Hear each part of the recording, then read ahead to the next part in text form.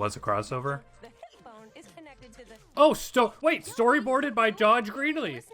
Isn't he the Pippi creator? Oh. Yes. Arguably probably the best cameo of the whole episode. Fred Burger and Cheese from Foster's, like, they were so funny if you were, 8 when those episodes came out, which I was. Like, those were just peak humor. Everybody at school was quoting them. Like, you just had to be there. I thought this was like the last episode of Jellystone, but I guess it's just like a special kind of in the middle of this final season. And also this final season has like 40 episodes, which is pretty crazy. They're all 12-minute episodes, but still, that's like pretty unheard of for cartoons nowadays. I also do gotta be honest, I haven't watched the show at all other than a few clips like when it first came out, but seems super cute. Like most people, this special is actually going to be the first episode of the show that I watch. I wonder what made them want to make a crossover for this anyways. I guess it is probably just because the show technically already was a crossover. Oh, wait, storyboarded by George Greenlee. Isn't he the Pippi creator? I didn't see anybody point that out. What the heck? Oh, sorry. It's just so boring. Is that Choose Goose's voice actor? Tapeworms, let's go. I love. Come on, kids should be interested in tapeworms. Those things are fricked up. Yeah, me too. I am also brilliant but misunderstood. Wait, who are you again? My name's Billy, and I like pie.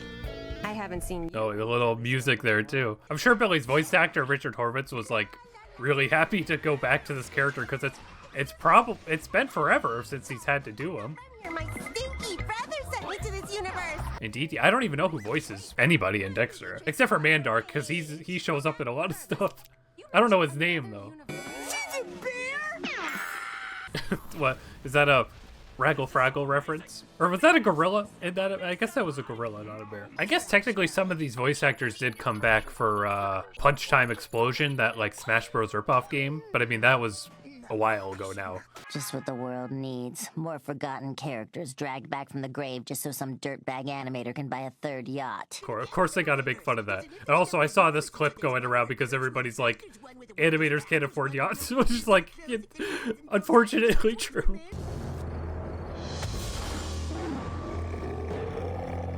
Oh.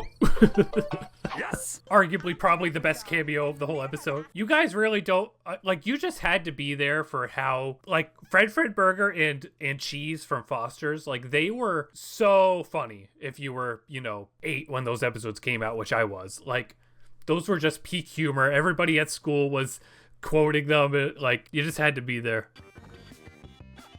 Oh, Scrappy too. Was there ever other Scooby-Doo stuff in this show? I don't think Mordecai would know how to do that. Maybe he would.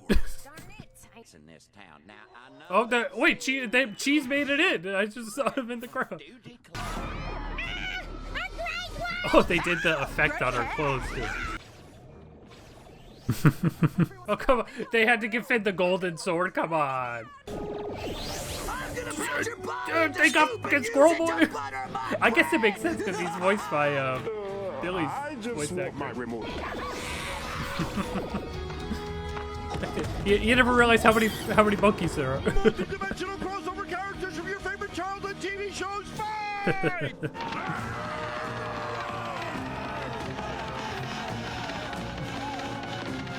Oh, the underfist design for Haas.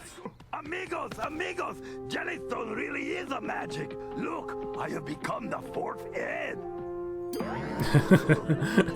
Haas is missing a lot of detail, but I guess that's just because of the, the different art style here. Gee whiz, I was totally shipping you two. And now Of course, I mean, I was gonna gonna say that as a joke, and It is then okay, little they made genius. the joke for me. Yes. Good, because I would never want anything to happen to Cartoon Network. Yes.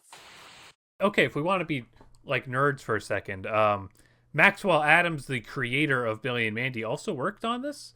I don't know if he works on this show as a whole. So Maxwell was a supervising producer. I would assume that he just had that role just on this episode and hasn't worked on the show prior to this, but maybe that's not the case. I don't know. But I could totally see him being a producer because Billy was in it and he wanted to make sure the humor matched and stuff, even though the creator of Jellystone itself also worked on Billy and Mandy anyways. But yeah, all right. That was super adorable. It's always so satisfying to see these things be done in an official capacity and have the voice actors be there and have little music cues and stuff like that. Like, because, you know, anybody can make a little Cartoon Network crossover animation or fan art or whatever. But to see, like, Cartoon Network themselves do it, even just having the context that a lot of crew members from those old shows are working on this show, it makes it much more satisfying. And I'm sure this was probably really fun for them to make. I was definitely thinking throughout that, like, this does a good job at kind of just being an episode of Jellystone.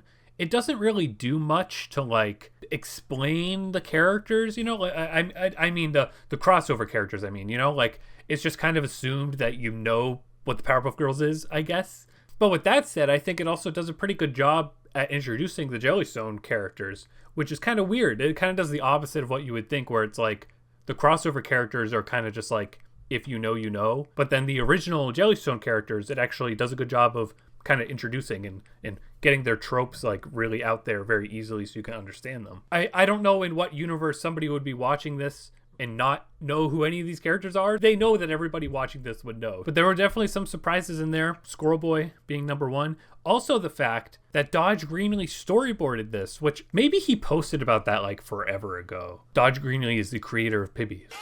So, you know, obviously they would have got him to do a crossover episode. And I don't know if he worked on this show beyond this episode. I kind of feel like he probably did, but I don't know. It's also kind of clear to tell too that, like, you know, the show just already has a very simple animation style and it's all, you know, flash motion tween kind of animated. So a lot of the characters that appear are in their very, very kind of typical generic forms.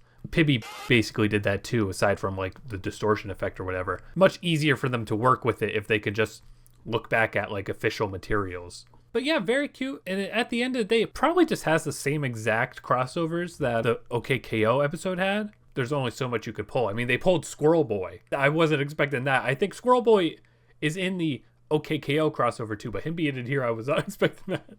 The OKKO episode, even though they just show up like for flash frames pretty much, that had some very, very obscure stuff in that. And for more cartoon content, be sure to follow me on YouTube and TikTok. And I'll definitely see you next time when we get a Cartoon Network crossover. They do it a lot, especially compared to Nickelodeon. Nickelodeon doesn't do crossovers at all, pretty much. They have like that stop motion Christmas thing from forever ago. But Cartoon Network, like I said, like there was the Billy and Mandy Kids Next Door crossover. There was the OKKO episode. I mean, Pibby kind of counts. The Cartoon Network's definitely much more interested in doing this kind of crossover-y stuff. And it's definitely always very fun when it happens. So thank you for watching and stay tuned for more cartoon coverage.